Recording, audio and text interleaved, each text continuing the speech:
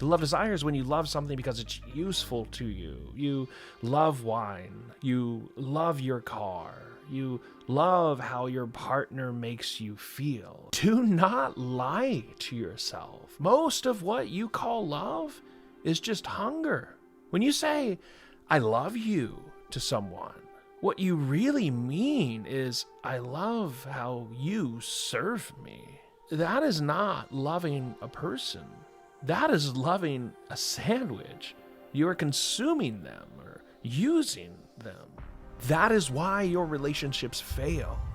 The moment the other person stops feeding your ego or stops making you happy, the love vanishes. Why? Because it was never love. It was appetite. Amor, amicitiae is terrifying. Aquinas defines love as to will the good of the other. Notice the lack of the word feeling is a displacement of the center of gravity. You stop being the protagonist of your life. The good of the other person becomes more real to you than your own comfort. This is why I said that love is self-destruction. To truly love someone, the ego has to die. You have to be willing to be inconvenienced, hurt, or even destroyed if it's for their good. Modern culture tells you to practice self-care, to cut out toxic people, to protect your own good. Aquinas looks at the cross and says, that is love. Love isn't safe. Love is being nailed to a piece of wood because the good of the other matters more than your own survival. I'll just level with you. If your definition of love does not include the capacity for suffering, you're just a narcissist with a poetry fetish. This is usually where the system breaks down. You're thinking, okay, I need to be selfless. I need to die to myself. I need to give to other people, but I can't possibly do that. Well, no, you can't on your own. You are finite. If you keep pouring yourself out for other people who don't appreciate it, you will become bitter, and that's unsustainable. This is why Aquinas introduces the final and ultimate ingredient, caritas, or charity.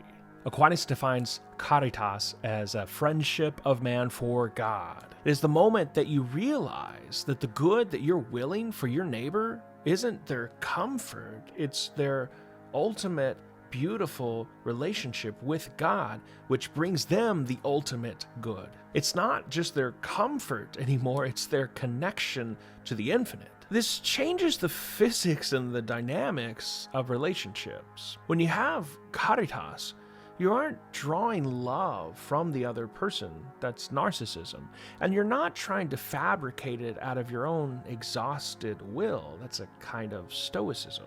You're acting as a conduit from God to others. You can love the unlovable, the spouse who's ignoring you, the boss who doesn't appreciate you, because you're not loving them for their own sake. You're loving them for God's sake and for their good. You're seeing them through the eyes of the architect who made them. This is the dark heart of Advent. We sanitize the incarnation. We make it about a baby lying in straw in a cute nativity scene. But philosophically, it is the ultimate act of self-emptying. It is the infinite becoming finite. It's the creator becoming a cell. The incarnation is injecting caritas, real love, the best kind of love, into the human bloodstream. He came down into the mud and the cold and the blood, not to get a dopamine hit, not to serve himself, but to give his life for others. He did all that knowing that we would kill him. He loved us when we were unlovable so that we could do the same for others. If you're lonely, it's probably because you're trying to run a supernatural engine on natural fuel.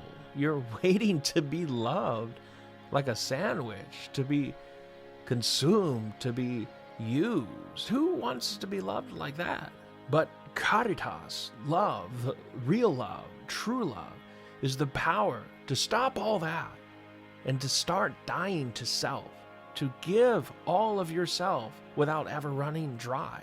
So I'm not going to wish you a lovely week. That's too easy.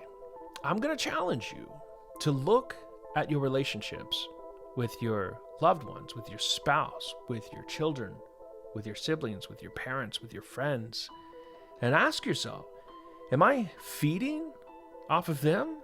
Am I consuming them? Am I just letting them serve me? Or am I dying to self, willing the good of the other through supernatural love? If you want to go deeper, if you want early access to each new episode and Discord access where we're building a community, please consider supporting me on Patreon. The link is down below. Now, this is the last of the mini-series of Aquinas on the Passions during Advent, which means we are at Christmas week. So, Merry Christmas. Go dare to love someone.